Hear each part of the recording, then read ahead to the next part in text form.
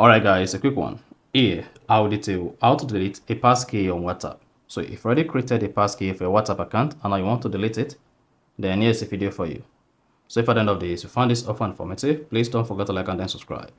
Now, to delete WhatsApp passkey, all you need to do is go ahead and open the WhatsApp application. Click on Settings.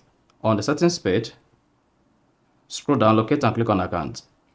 Then click on Passkeys. Now you should see your WhatsApp passkey under Manage your passkey.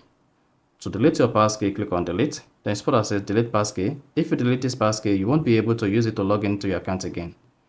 If you decide to delete, be sure to also delete the passkey from your device password manager. So go ahead and click on Delete. Then you should see your passkey deleted. However, to delete the passkey from your password manager on iPhone, just go ahead and open the Passwords app.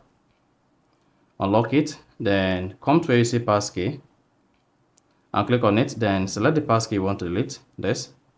Click on Edit at the top right. Then click on Delete. Then go ahead and tap Delete passkey.